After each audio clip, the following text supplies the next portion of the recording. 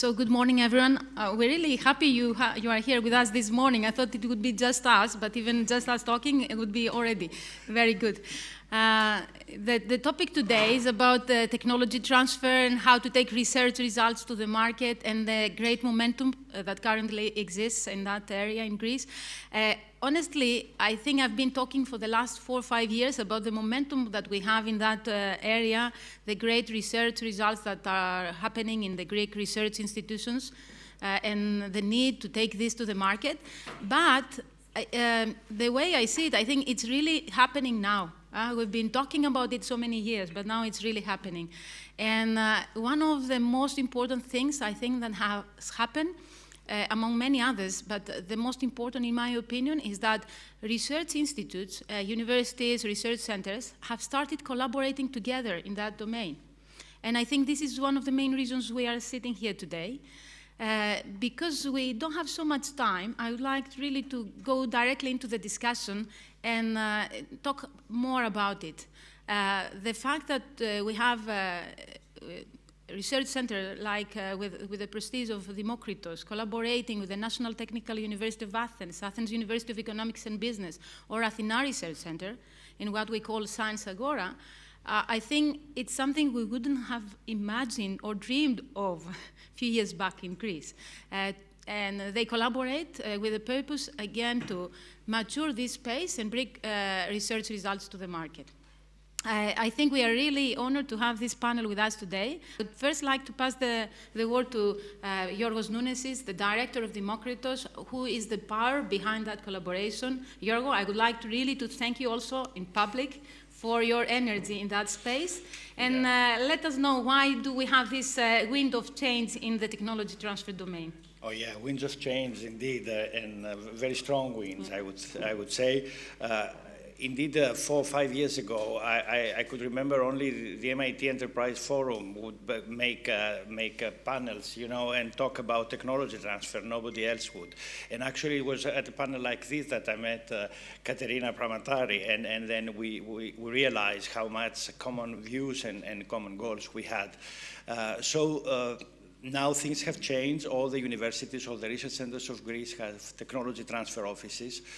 And more than that, we have created alliances, we have created consortia to share resources and adopt policies for tech transfer. Science Agora, the consortium we set up together with Katerina, with the National Technical University of Athens, as you heard, and the Research Center Athena, is doing great, already managing to attract private investments in research, and doing already completing the first and now a second big time competition for a proof of concept.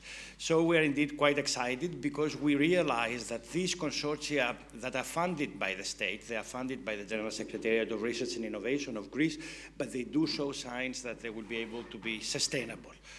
We have a long road ahead of us. At DEMOKRITOS, the Technology Transfer Office is already a department. It's part of the organization, an integral part of the organization. It's not just an office created because of some funding opportunity.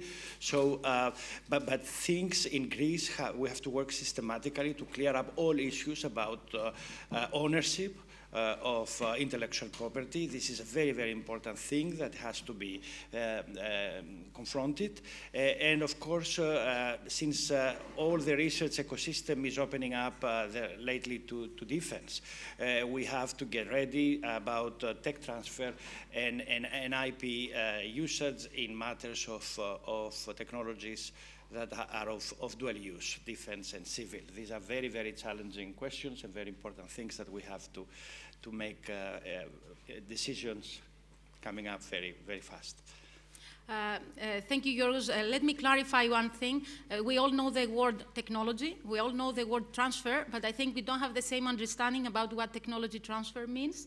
And it's a term that has been used for several years. In the beginning, it meant taking technology, innovation, research results to the market. That's why the term technology transfer.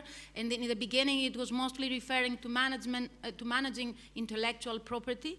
But lately, it has become apparent to all of us that we need to combine this thinking with entrepreneurship mindset and the activity required to take actually the research results in the market, and creating a spin-off company out of a research center or a university is the best way or the most prominent way for this to happen. It's not the only way. Licensing, etc., are other ways to do so. So after this definition, I'm an academic at heart, you can see. But after this definition, I would like to give the speech to Thras, to Gerassimos, which as a best practice for explaining better what technology transfer is actually in practice. Gerassimos is doing his research at MIT.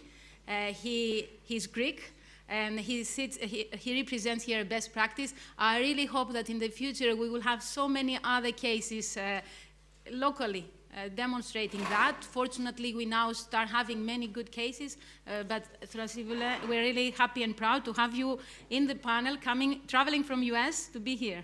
The floor is yours.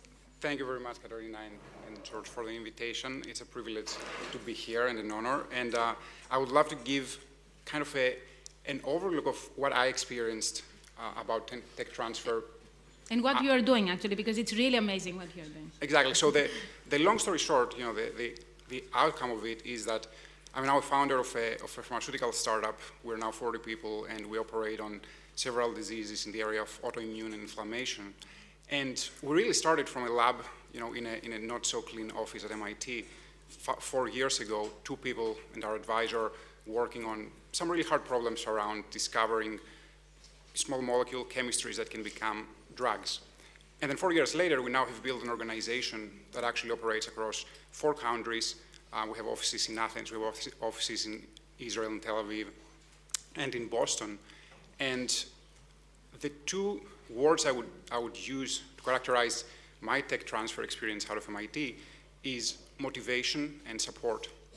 And the first one was motivation. I entered a research institution, the MIT Media Lab, and the moment I entered, I kept hearing these words, deploy or die. It meant that it doesn't really matter if you do the best research in the world, if there is not a way to actually apply it to the real world out there, create impact with what you're building, then it's not even worth. And this was actually a progress from demo or die, which was just demonstrating that it works. Now you had to demonstrate that you can make impact with it by deploying it in the real world. So everyone joining there, we had a few people that wanted to become academics and do the research track and professorship. But most of the people in my group wanted to actually start their own startups. They entered their master's and their PhD programs with the mindset that I will create something, I will discover something new, and then use it in some way or another to go to change the world. And the second piece was support. Throughout the process, I felt that it was just quite natural to take the risk and start your own company. There was no doubt about whether I could use the research that I was doing in the university. It was very clear, the technology licensing office, what are the steps, what I need to do, how to negotiate it with my professor, my advisor, with the university itself. There was structure in the way that we can just read material and understand the advantages and disadvantages of going, for example, patenting something in the university versus taking the research outside and doing your own spin-off. And then the second piece was how to start an organization, how to start a company. Go beyond 2 people in a room prototyping and attracting, let's say, your seed funding, all the way to creating a corporation that will actually support the entire life cycle of building a product and how it would scale in the world, and how to hire people, how to best talk to investors, how to protect yourself and the idea going out there and deploying it. So that was, in summary, my experience, and I'm really happy to see that the direction in Greece is trending towards exactly that. Definitely inside DEMOKRITOS, I have witnessed that firsthand in the past few years, and I'm really excited for what's to come next. Thras, you said something amazing. You said the vast majority of PhD students up in MIT, I suppose in many other places in the US, are thinking of creating a spin-off. If we do this survey in Greece, we will find a tiny minority. And I think this is what we definitely need to change. And the second term you said, it's support. So I will keep that term to give the floor to Michalis Dritsas, who is, I think, in Greece, the one person that has supported that space more than anyone else in the last 4 years. Now he's the president of Elevate Greece, but with his previous capacity in the office of Mr. Dritsas, I think he has done tremendous work in supporting the creation of the technology transfer test, how we call it, office, he's put support for the creation of the new law, but most importantly, the program to support the collaboration and the creation of technology transfer offices in research centers and universities. Michali, tell us about it. Thank you very much, Katerina. I will start back in 2019 when this government assumed responsibility of all sectors here in Greece, and of course among them it was the research and innovation. And I had the privilege and honor to be the Chief of Staff of Dr. Dimas, who is the Minister responsible for research and innovation. And when we sat down and looked at the numbers some time ago, we saw that there is a huge gap between research and innovation, which is excellent in Greece, and it's transferred into the real market. And we try to see what we can do about it, but of course, we're not experts in every field, so we set up a special committee to advise us in terms of IPR and technology transfer. And we have 15 experts. The head of this committee is Katerina, and thank you very much, Katerina, and of course, all the members of this team. And they gave us some advice what needs to be done. So we started a concerted effort in order to bridge that gap. And what we did was, first of all, we mapped what happens here in Greece in terms of technology transfer. We saw that in many research centers and universities, they do a lot of different things. We had to have the same policy across all these research institutions in the first place. And then we said that we also have to give some incentives to the researchers in order to start their spin-offs. But we also looked at the legislative framework and saw that there were so many different laws. It was actually a real mess. It was very hard for them to start a spin-off. They didn't have a real incentive to do that. So we sat down with our team of experts and we drafted a new law, which is a very clear roadmap in order how a researcher can turn his idea, his research, into a spin-off company, going first of all from the various phases of IPR and then going into the market.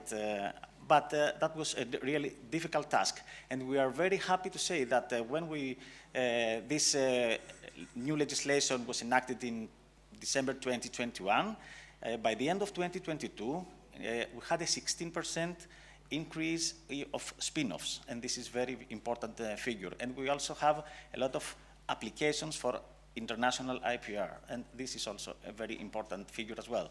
At the same time, we knew that there is not enough experience and the capacity building in our research institutions.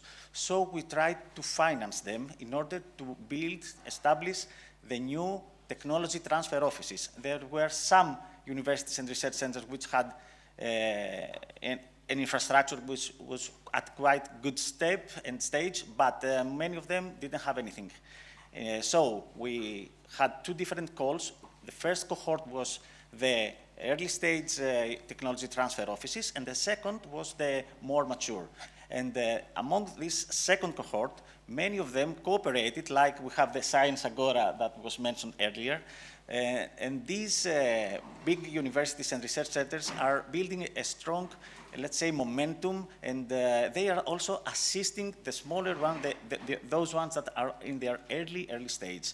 And this is how all this concerted effort is bringing fruits now here in Greece, and we're very happy to see that happening in just 2.5, 3 years. We had 1 year to design what we have to do, and 3 years to see these results going on around us, and we're really, really very happy about it. Thank you very much, Michali, for what you say today, but also the support all these years. And remaining to the term support, I would like to ask Gerassimos, who has been, let's say, with his capacity, Gerassimos Spyridakis, with his capacity as president of MIT Enterprise Forum, referred to how they have supported that space for many, many years now. But Gerassimos, if you may, I would suggest you refer mostly to the amazing event you managed to organize like a month ago, where you brought the global MIT conference in Greece. It was an amazing experience, and I really thank you all, on behalf of all, for doing that. Can you refer to that a bit more? Sure, thank you. And Michalis mentioned about momentum, and I think we have definitely been in a great momentum. George earlier mentioned that we started initially, we have all these panels, a lot of people started growing, and now I'm very happy after 10 years of having started with a bunch of friends, including Marina to my left and a lot of others, and everybody's a friend at this panel. I think we've managed, when we started 10 years ago, we wanted to make Greece a tech hub. And it was very early of those days. People were not taking this seriously, but 10 years later, I'm sure that all these people who question that, I'm sure now they have definitely a different opinion. And I see the momentum building, and I'm very optimistic about where this is going, and I think this is just the beginning. And now, to your point, Katerina, about what we did about a month and a half ago, is we brought one of the most important conferences globally, which is under the umbrella of MIT University. It's called Global Startup Workshop. And we were selected among many cities around the world to bring this particularly significant event for the ecosystem of startups and you know, mixing the entrepreneurs with the academia and the real world. And what we managed to do, we were targeting to bring roughly 400 to 500 participants, and we ended up with over 1,500 participants at the Megaron. And it was an overwhelming success, not because of the level of participation and the interest and what this brought, but I think the biggest success we had is we managed to build something which was very real and really value-driven for our audience. When we started building this, we didn't think that we wanted to create a conference by bringing people, making speeches about innovation and, you know, all this blah, blah, blah that nobody really, you know, pays too much attention anymore. We wanted to make something that was real. And in order to succeed in this, what we did, we brought real cases of really successful entrepreneurs that they've done it themselves. They've gone through the process of starting, failing, restarting, refailing, and that was very, very important for our audience. And when we started thinking, again, we started thinking what our audience would like to hear from us. They want to get value back when they go home, right? And I think that was a success because we brought a lot of real cases. We had workshops. We had some amazing speakers. We brought the academia together with the Donovan centers, and I think that was by far the most successful event that MIT Global Startup Workshop did in their history of 25 years. And this is also very important for the country, and I think this be the start of many more to come, not just by us, but also by everybody that is participating to this amazing opportunity for the country. Gerassimos, I really confess that Greece has attracted the interest by many. On 6 and 7 of July, for example, it hosts Tech Tour Southeast, becoming the hub for investors and LPs, limited partners investing in funds and startups. Again, this will happen in Greece, and you get this feeling, I think, from many different angles. And I think this connecting people, connecting companies, connecting the innovation ecosystem, both inside the country but across the continent is so important.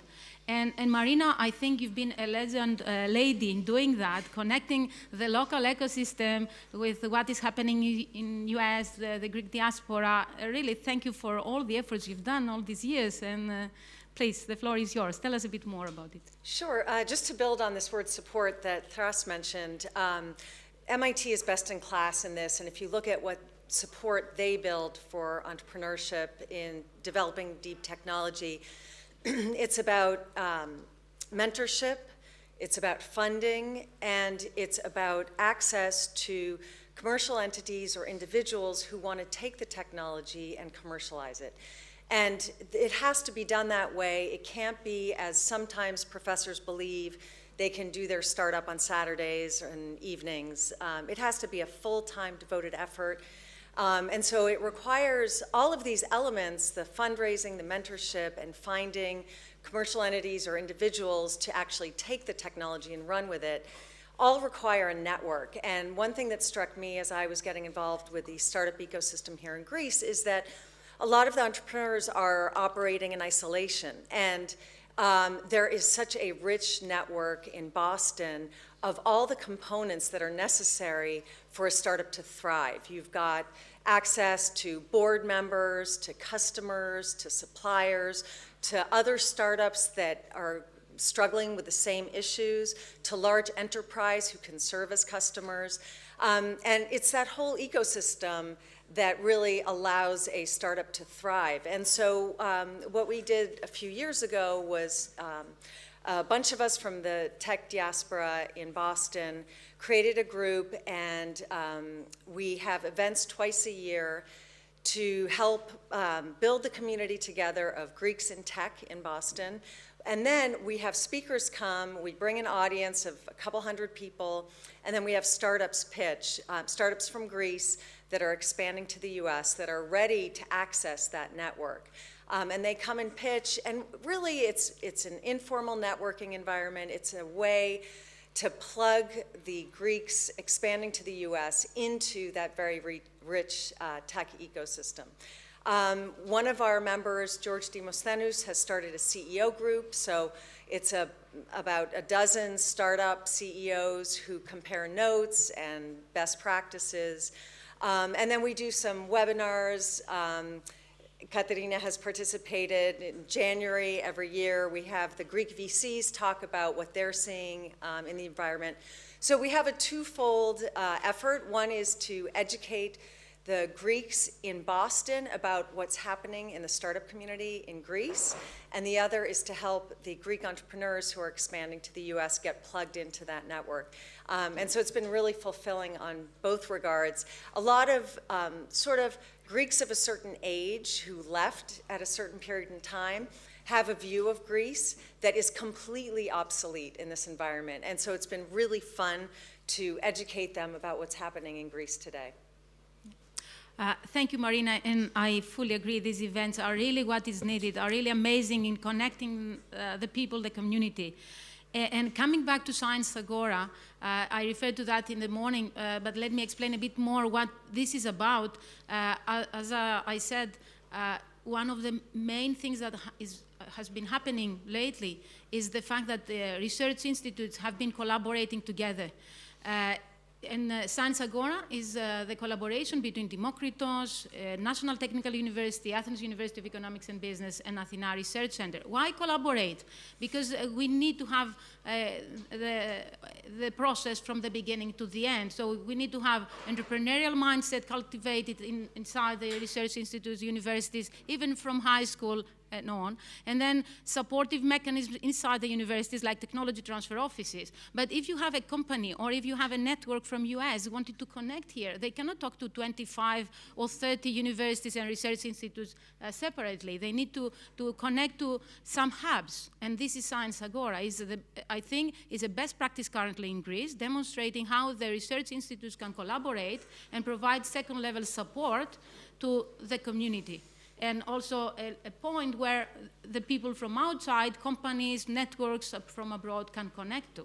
And it's not just that. I think we need, and we will start seeing vertical focus. So we need to decide in which verticals we will start be focusing, and we can create competitive advantage as a country, as a region. And that's why I do all this introduction, because I would like again to give the floor to Mr. Nunes, to dear George, to refer to the amazing efforts you've been doing in DEMOKRITOS. Yeah. Well, there are some amazing opportunities lying ahead, and the last couple of years, the research centers of Greece, the DEMOKRITOS fourth CERT over in Thessaloniki, we opened up to defense innovation. And this has already brought some fruits. NATO, what's called DIANA, the Defense Innovation Accelerator Network for the North Atlantic. This is the big endeavor of NATO to fund startups having dual-use technologies. They have selected Greece, they have selected DEMOKRITOS and FORTH to run one of the 9 European accelerators, entrepreneurial accelerators, for startups doing dual-use technology. This is incredibly important. Next to Diana, it's the NATO Innovation Fund. This is the first multi-sovereign venture capital, starting with a 1 billion euros fund, and hoping to double this in the very first year. Everything is been launched today. Actually, next Monday, I'm very proud to say that the board of the NATO Innovation Fund and of Diana, they will be visiting DEMOKRITOS. That's the very first formal site visit. This will give opportunities to Greek startups, but also to startups from all the country members of NATO to come to DEMOKRITOS or to associate with DEMOKRITOS, for example, for their entrepreneurial support. And by entrepreneurial support now in deep tech, we mean full access to laboratories, very, very high-level laboratories. What are the priorities here? Of course, it's AI and big data, it's autonomy, it is biotechnology, but the new big thing in the priorities everywhere and in NATO as well is quantum computing. So we're getting ready for that as well. This is indicative of how things are changing and how fast things are changing in Greece, and we're really very, very happy and very proud to be part of this effort. And I think we all get an idea of how things are formulated little by little, and we wouldn't have imagined that a few years back. And with Uni.Fund, for example, we are now starting with our second fund, the 50 million fund, supporting that space, collaborating with the hubs and all the community. Yeah, and actually, all the local VCs, actually, exactly. They will be able to co-fund startups next to the NATO Innovation Fund, and that will be great opportunity for the VCs of the and I really hope that in 2 years' time, we'll be sitting again here and saying the high speed and how many things more will have happened in that space. But Thras, what do you expect to happen? How can we really improve that space the way you see it from outside and attract more people like you, even locally?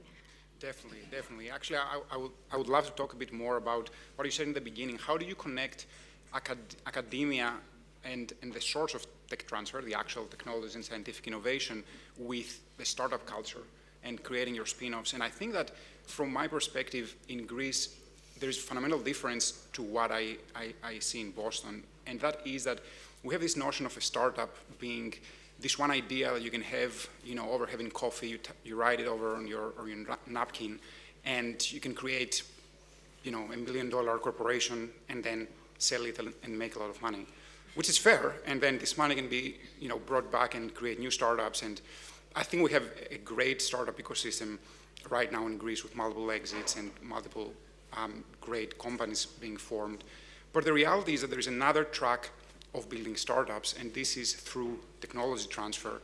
And there, you cannot just think of an idea and make it a company the next day. You need to do the fundamental research that's required. You need to be able to try out your research into deploying it as a product, which requires a lot more capital and a lot more risk to be taken by the individual. But also, I think if we can ingest kind of to the young mindset, the culture of the student that enters the university, that there is another avenue there. You don't have to spend 5 years of your life studying maths and physics theoretically and, try to get a PhD or just go do something else, become an employee of a large company. We just need to have more and more students and think that they will spend time there, literally incubating their own startup, their own company. And they will have to spend time to find a good problem. So interaction with industry and academia is extremely important to be able to be exposed in what are the real problems out there, and then really have the support and resources to incubate their startup while actually doing their research or building their technology. And then quite natural, once they reach a maturation point, they are the ones that will drive the policy change that will be needed. I think, nothing gets done until you need it. And in the lab that I was at MIT, we had this motto that it was ready, fire, aim. So you fire before you aim. You don't really know what's going to happen. You don't really know what the next generation of tech transfer startups are going to need. But when you have more of them and they would demand it, and then hopefully, I hear really great news that their demands will be met and the structure will be there to expect them. Let's ensure that every PhD students, the first year of their study, have a technology transfer entrepreneurship class or training. Exactly. Michali, what's your view? How can we advance the ecosystem here in that space? Okay, I think that we are at the takeoff stage and we have to accelerate a little bit more. I'm sure that the next government will take it from where we are leaving it. And we have planned also for that because we have designed a special call for a patent office, a special call for grants for patents, and at the same time to provide fueling in money to the technology transfer offices of Greece in order to consolidate what they have been building the past 2.5 years. And I'm sure that we're going to see amazing results. Speaking on behalf of Elevate Greece, that I have the privilege to be the Chief Executive Officer, I would like to say that all spin-offs up to 8 years old are parts of this registry, and we have set up a very supportive framework for these companies. So spin-offs, the deep tech companies can take advantage of these privileges. The angel investors, for instance, that can provide support, financial support to them, and invest in these companies and many other things. And we try to build bridges with the real market, with big companies that we have signed a memorandum of understandings, and we provide them access to the market. Perfect. And Gerassimos, how can we accelerate, to use the term that Michalis used? Well, I will just add to what Michalis said and the previous speakers. We will accelerate, but we cannot do much unless we have the private sector involved in this. The public sector is important. It has to be irrespective of any governmental changes. This should be totally relevant because that should not stop the progress. I think where we see progress is when the private sector will come in, they go to universities, they go to research centers, they go to, they support the startup community by giving the young people opportunities. They should allow them to try new things. They should not be afraid to fail. They should just see failure as an opportunity to do more things, and they should fail fast, as many people say, because that's very important, because it gives you the time to improve and improve and improve what you currently do. So yes, government is important, the research centers are important, but the private sector needs to step in and give really, the big push to them, to all these people.